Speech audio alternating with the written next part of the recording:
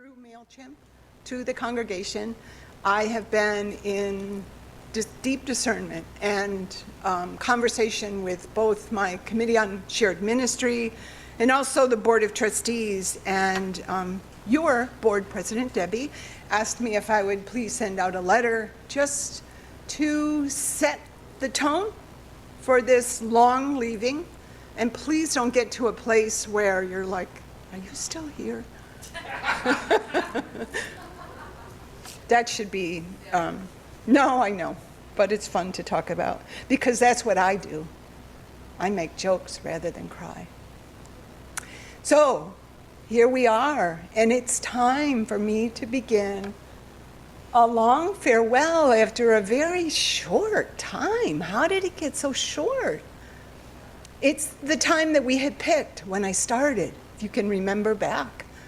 But what we didn't know when I started was that after 3 weeks in this pulpit, COVID was going to kick our butts and lock us down and try to separate us. But I think we just got stronger then. And we just kept getting stronger and closer. So this is going to be real hard. And now is not the time to talk about details and stuff like that, or how comes. How come is because it's time. And it's really, really sad and hard. But at the same time, it's important. And it can be a blessing for this congregation that we got to remember isn't really ours. We are just tending to it right now. And we have to keep it healthy. And some of that might mean hiring a 40-year-old minister with pink hair and lots of tattoos. I don't know. Let's see. Let's try. Let's be looking for who's next. And let's worship together. Thanks.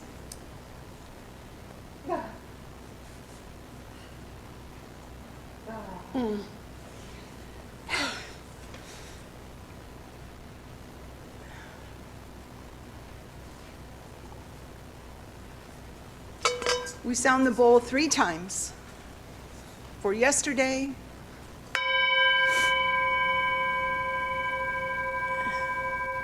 for today, and for tomorrow.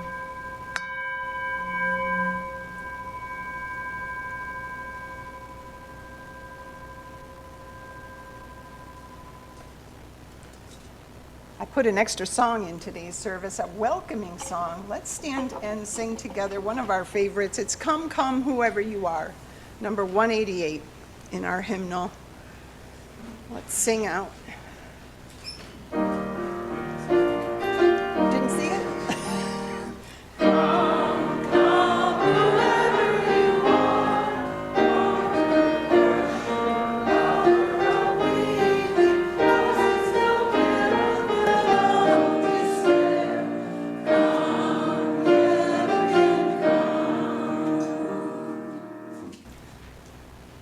Please be seated. I'm going to have you jumping a little bit today.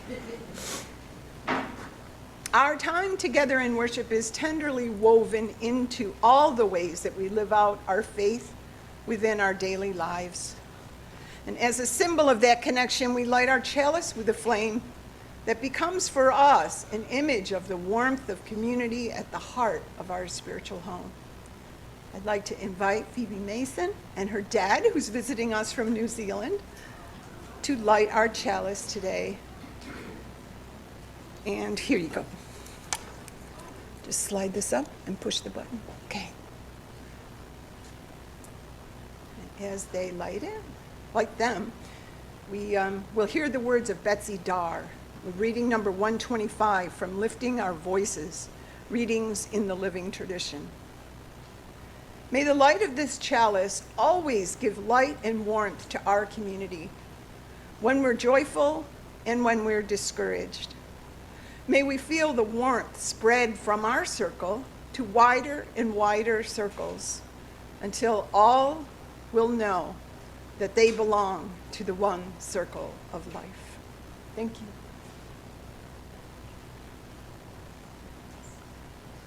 Thank you.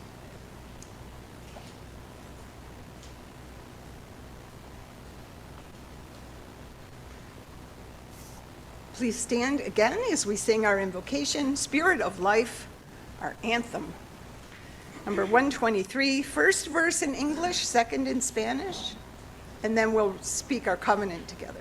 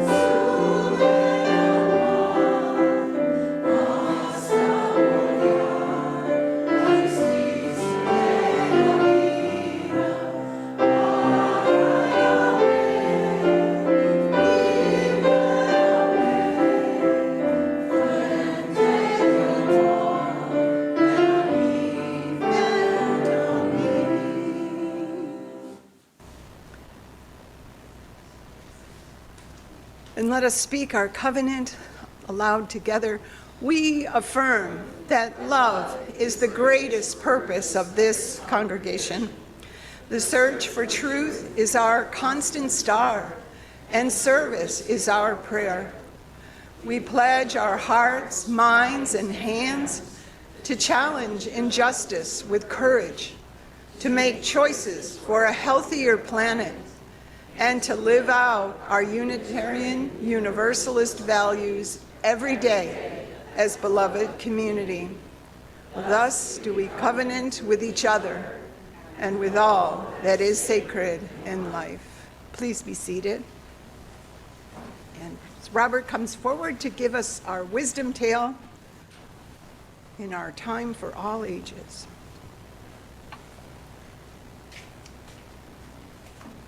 Good morning, everybody. Today's story is called Animal School, and it's by Deborah Greenstein. This story was loosely adapted from a story that George Revis wrote when he was the assistant superintendent of the Cincinnati Public Schools in the 1940s. You can find the original Revis version online if you want to look for it. Many years ago, the animals in the Great Forest decided that they wanted to start a school for all their children. Until that time, it had been the responsibility of parents to teach their children the skills that they needed to know. But animals in the Great Forest wanted their children to learn from professional teachers, so they organized a school and hired staff. The teachers met and decided to provide a standardized educational curriculum to their animal students. So they adopted an activity curriculum consisting of swimming, running, flying, and climbing. All the animals took all of the subjects because it was important to them that no child be left behind. To ensure that the students were progressing satisfactorily, standardized achievement tests were then administered to all students. Here's what happened. The ducks were excellent at swimming. In fact, the ducks were better than their teacher. But some of the ducks made only passing grades in flying, and all of them were very poor at running. Since they were slow in running, they had to stay after school for remedial running practice, and they had to drop swimming altogether in order to practice running during their swimming class time. This was kept up until all the ducks' webbed feet were very sore, and the ducks were so tired that soon they were only average at swimming. But average was acceptable in this school, so nobody worried about that, except for the ducks. In running, the rabbits started at the top of the class, but they did very poor in swimming. Also, the rabbits insisted on hopping, and the teachers were concerned about their hyperactivity. So they made the rabbits walk everywhere instead of allowing them to run or hop. And the rabbits had to come in early every day for special swimming classes. For many of the younger rabbits developed severe fur problems because they were having to spend so much time in the swimming pool. The squirrels were excellent in climbing and running. In fact, the squirrels were the best students at climbing the standardized tree, but they wanted to fly by first climbing the tree and then spreading their paws and gliding to the ground. That's the way that some squirrels can fly. But in flying class, their teacher made them start on the ground instead of at the treetop, and the squirrels were not mastering that course. So every day the squirrels had therapy. A flying therapist took the squirrels into the gym and made them do front paw exercises to strengthen their muscles so that they could learn to fly the right way. The squirrels' paws hurt so much from the overexertion that some of them only got a C in climbing. Some of the squirrels failed climbing altogether. The eagles were definitely problem children. In climbing class, the eagles beat all the others all the way to the top of the tree, but they insisted on using their own way to get there and were quite stubborn about it. The eagle said that clearly the goal is what mattered, and that it was quite right for eagles to get there to the treetop by flying. The school psychologist diagnosed him as having oppositional defiant disorder. And yeah, that's funny, but also that's a real diagnosis that some kids get in school. A strict behavior modification plan was developed for the eagles. We can end this story in two ways. Sad to say, some schools, we still make squirrel children try to learn to fly by flapping their paws and punish eagles for being defiant about their right to be themselves. But happy to say that in some schools, we enjoy all children for themselves. Each squirrel is perfectly wonderful squirrel, each rabbit a lovely rabbit, whether or not they choose to hop or skip or roll or walk.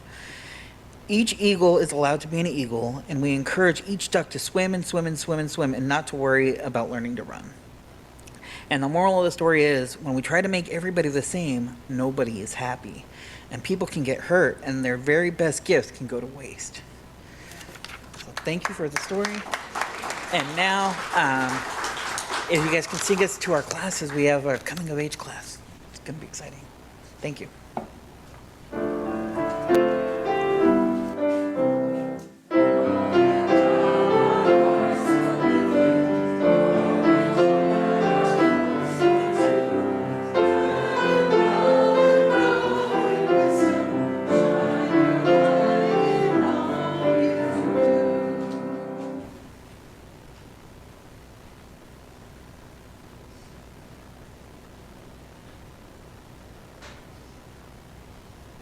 The offering that we gather each Sunday is an opportunity to embody and express our commitment to the well-being of our spiritual home, to this place, to these people, and to those that we serve.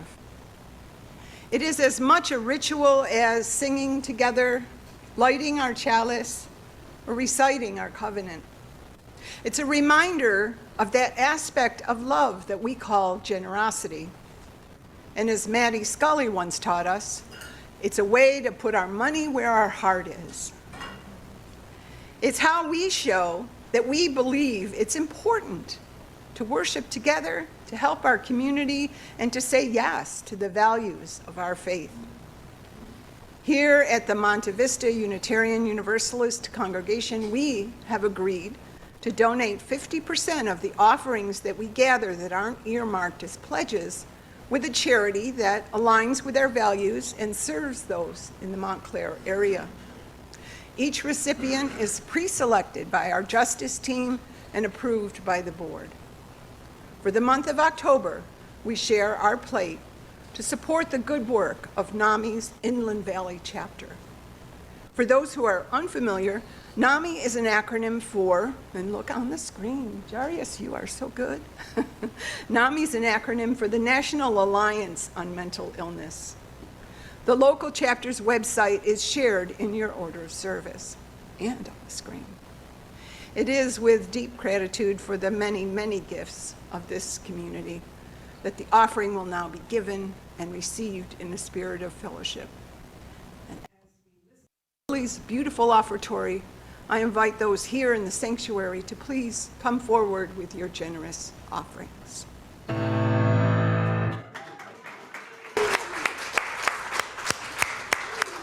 How does she do that? I don't know. That's incredible. Thanks so much, Lily. Joys and sorrows. Boy, it is a time for those, isn't it? But there are always things that are happening in each of our lives. Some we want to share with others in our community, and some we just carry inside and let them bounce around in our lives a little bit. But we are also aware that it's important sometimes to talk about them, and it's a part of our worship, is celebrating the relationship that happens when somebody shares what's going on with them. Sometimes it's great joy, and sometimes it's tough stuff. Both are always happening. So the joy that I heard about today, that I want to share with you, because there weren't any concerns that were put in the basket. So I just have one from the world, actually from the United States, from Plains, Georgia, because President Jimmy Carter voted for Kamala Harris 2 weeks after his 100th birthday. So yay, isn't that incredible? That is, ooh, goosebumps. You can't give those goosebumps to yourself. That's really good stuff happening. So let's just hang on to that, and let's do likewise. Yeah. Go forth and do likewise. Yeah. George and I actually put our ballots in the box on Indigenous Peoples Day, because that was super important to me to do that. So, yeah. We join in the tradition of many other faiths when we engage prayer in our time of worship. The one place that every prayer meets every other in any language from any location is in the shared understanding that prayer is the energy of compassion released. Our prayers are the tender-heartedness of our unique spirits. Everyone different, everyone beautiful, everyone welcome. They erupt from our sense of justice and kindness, each a stream of water, rising from deep springs within Mother Earth, from our culture, from our ancestors. So as our prayer flows out into the world, sometimes through our voices, but not always, always through our experience and our intention, we know that prayer changes things. Like water, the prayers of our spirit need to keep flowing, ever moving to remain healthy so they don't sit still and become a stagnant pond. So it is our great task, our religion, to pray for ourselves and for one another, and to send out the energy of our compassionate hearts as a clean living water that is always taking new shape, and it is always seeking new direction. So let's spend a few minutes in some shared silence for the meditation and the prayers of our hearts.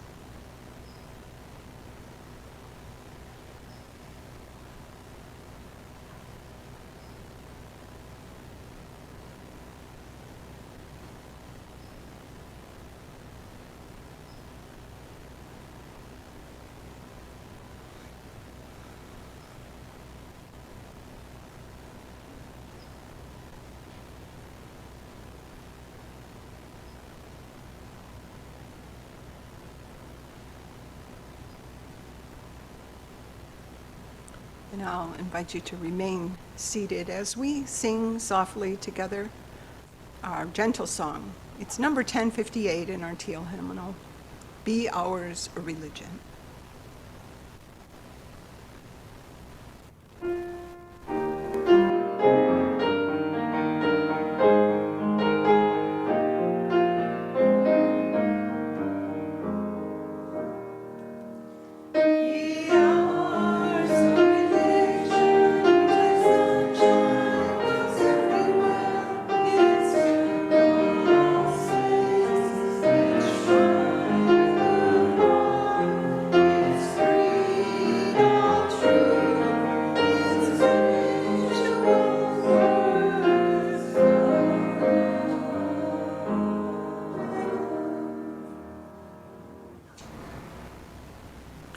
Our reading today is something I put together from several readings by John O'Donohue from his book, To Bless the Space Between Us.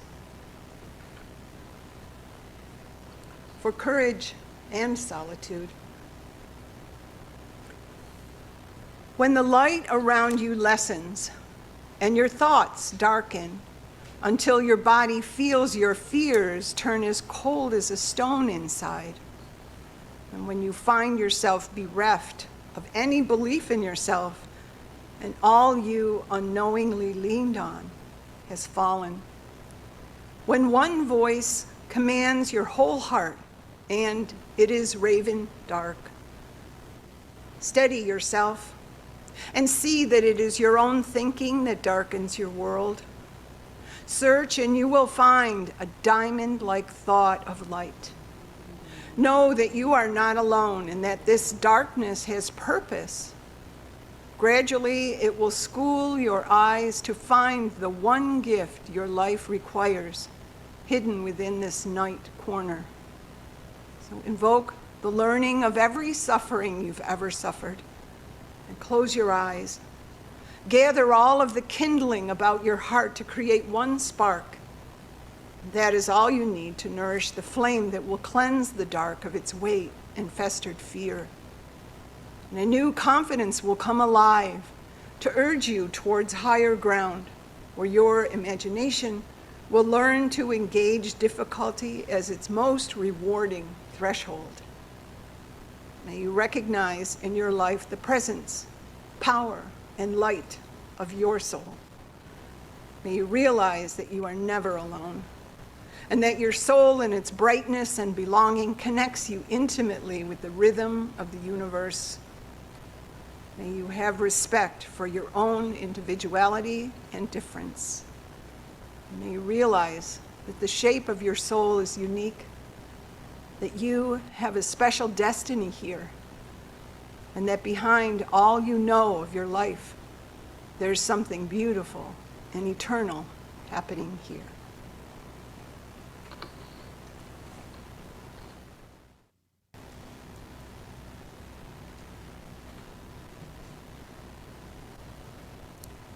Amen. It was only a few Saturdays ago, on October 5th, when 8 members of our community teamed up for a walk to support the hungry and homeless, to raise funds for Inland Valley Hope Partners. We had fun walking through the beautiful campuses of Claremont colleges, chatting with one another about topics we don't normally get to explore in our short time together here on a Sunday morning. Well, one of the members of our band of happy UUs, who doesn't know that I was planning to share this part of our conversation, asked me a question that I don't think I've been asked before. Their curiosity touched me and left me with a sense that there are probably more than a few of us who would like to have listened into our conversation and know those same answers. I was asked about my process for writing my sermons. I'm winking at Murray because it was him. Where do I go for topics? And how do I choose the phrasing of the messages that I offer? And my response came without filters and not much prodding, as if it were waiting to burst forth at the first inquiry. I am always listening for the messages that I need to bring to you here. I gather them like acorns that cover the ground now, and I write as if I'm the scribe for what the sacred is saying. Sometimes they come from current events or troubles that I hear some of you are struggling with, or what I know I need to hear and learn and change. Sometimes they wake me up in the night after active dreaming, and sometimes I simply sit in front of my empty MacBook screen, staring at it, and maybe scolding it.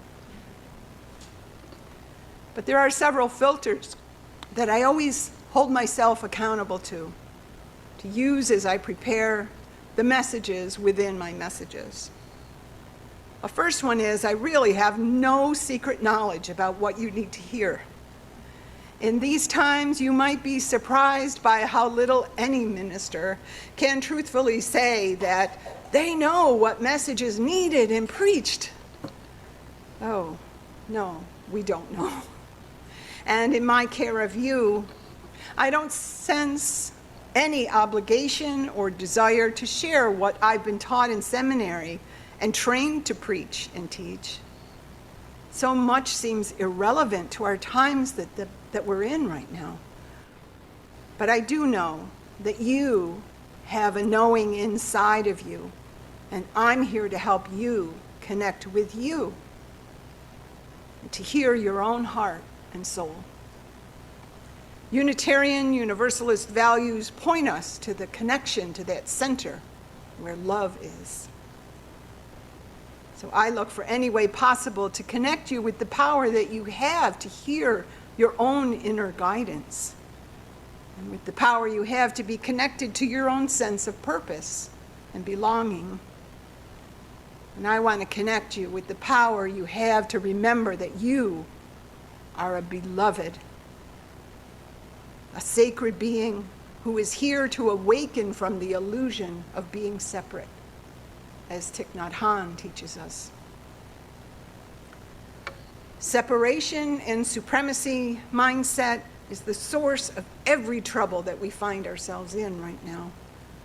It is the paradigm that we are ever so slowly emerging from in these liminal times.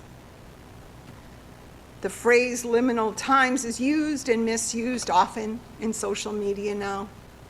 It can be misunderstood when it's used to frighten as a synonym for the end times, whatever that might be. But there's really nothing to fear about liminal spaces. Liminal simply means that we're in a time of fast-moving change, and none of us would argue with that. We are in between what was, what we considered normal, and what is coming. And we've been swept up by the chipping away of so many societal structures that no longer serve, such as patriarchy, misogyny, and supremacy. What a time to be alive to see these things falling apart. Not quickly enough, we'll say that, but it's happening. And it can feel like we're tumbling toward a new day of being that we can't really envision yet. We're aware that things are crumbling, but we haven't quite landed in a place of a shared vision or any resemblance of a calm resolve quite yet. And in that uncertainty, we are alert and watching over one another and accepting the status quo as best we can. If that's what it takes to hold on while we bring the change that we see is needed. We prefer liminal spaces to stagnant, immovable systems of oppression. In fact, we might actually be seekers of liminality. Liminal space defines our days as shaky and uncertain. There's a felt sense that we're in between one thing and another. And when we're accepting and able to embrace that liminal space that we're in, we're able to be calmer, and we find our belonging in the not yet. I liken it to the Celtic phrase of thin spaces, where the spiritual and the physical are experienced as one. A thin space for creative, positive change, where possibilities are endless, because we have a clear sense of access to what we need to hold that higher perspective and to bring it here for everyone. The thin space is a safe place for the soul to embrace our shared truth, that something momentous has been falling away, and what will come has yet to make itself known and may not yet be determined. And while that can be exciting, it can also be exhausting after a time. We lean into this spiritual community for support as we do all we can to minimize the impact on our souls from the instability and the groundlessness in the world, in our lives.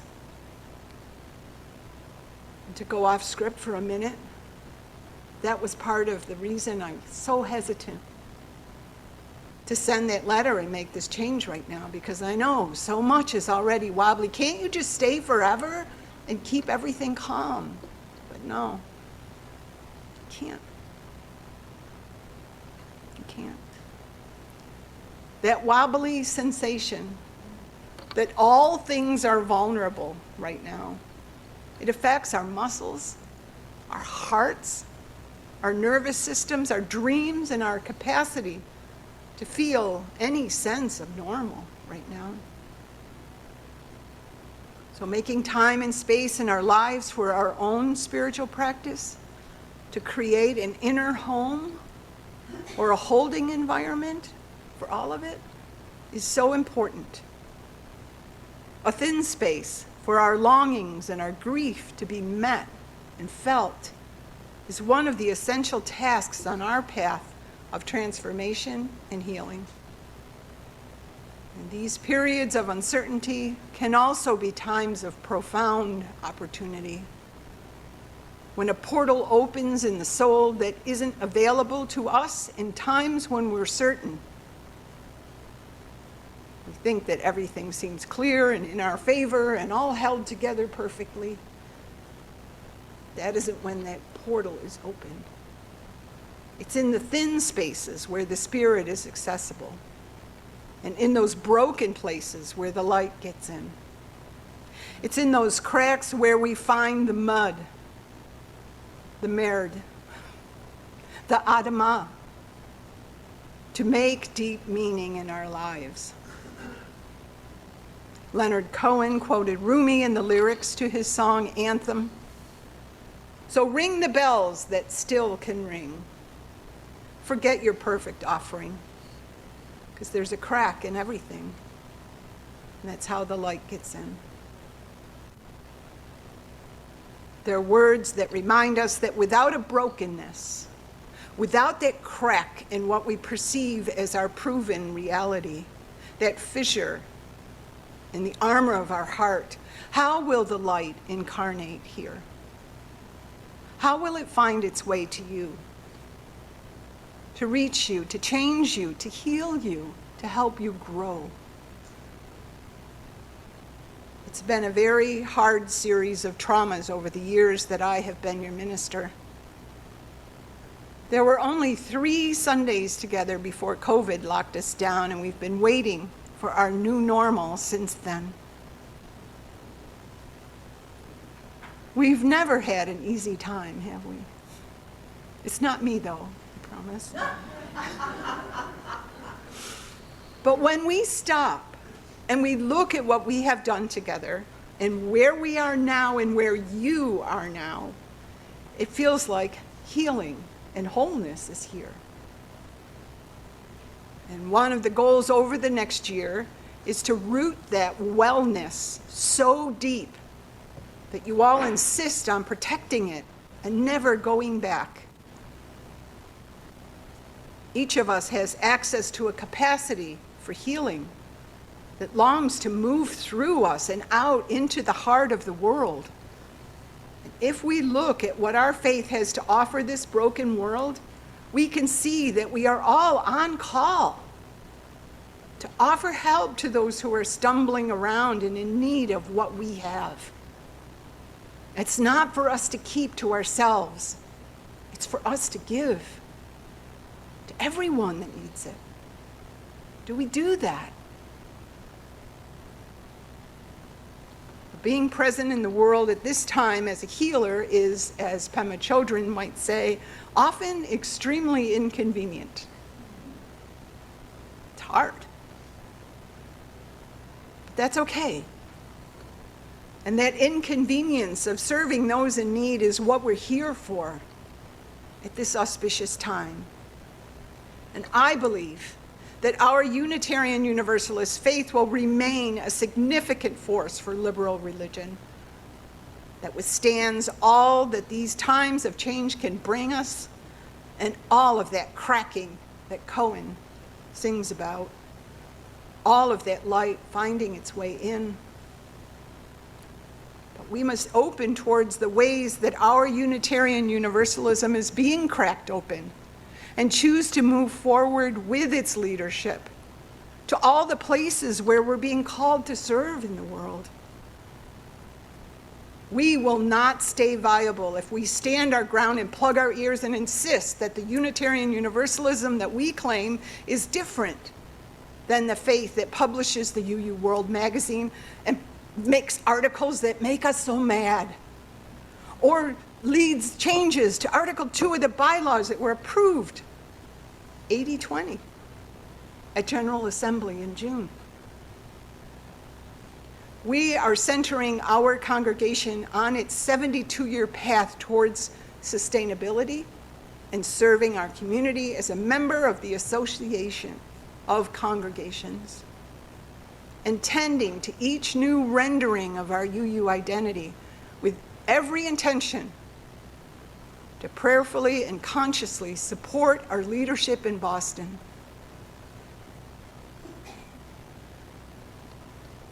Just as a side, we're noting for fun that Unitarian is pronounced with an outward-reaching pronoun of you, as opposed to me,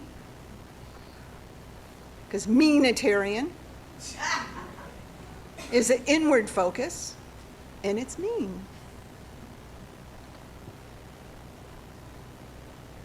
But that's separating too. If you're going to separate a Unitarian from a meanitarian, don't do that. But it's fun. But the privilege of our vote today here, as we adopt changes to our bylaws, and may it be more than 80-20, it's the sound of our unified voice for stability and sustainability in our congregation that ripples out to strengthen our entire faith community. We are making decisions that move us toward a more secure structure as our congregation is strengthened by the leadership of our 4 teams, all working with the shared power and inclusion of Sociocracy's framework. So thank you. Thank you for your presence here today and the contribution of your vote as we move forward further together. Blessed be. Blessed be. Let's stand and sing Come Sing a Song with Me by Carolyn McDade. It's number 346 in the Gray Hymnal.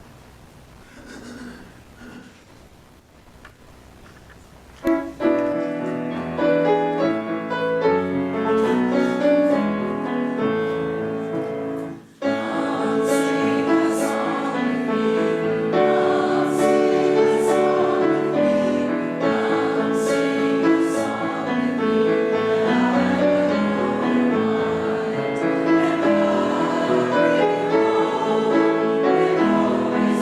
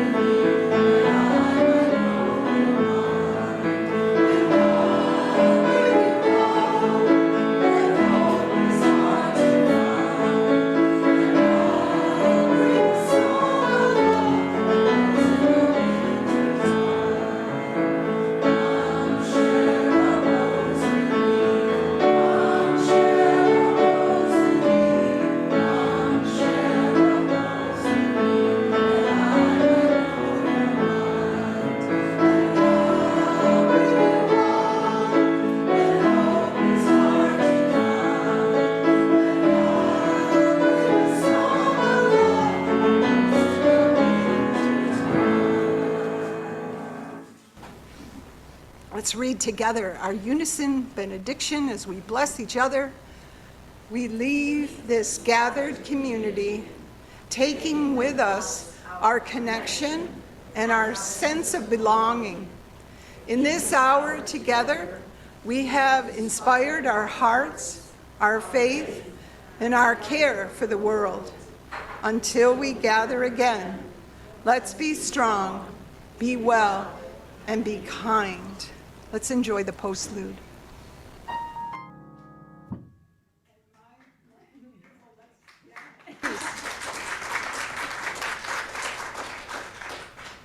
In my blessing, my closing words for you today, let's turn again to the inspiration of John O'Donohue.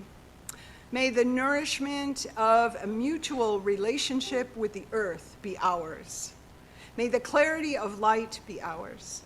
May the fluency of the ocean be ours. And may the protection and guidance of the ancestors be ours.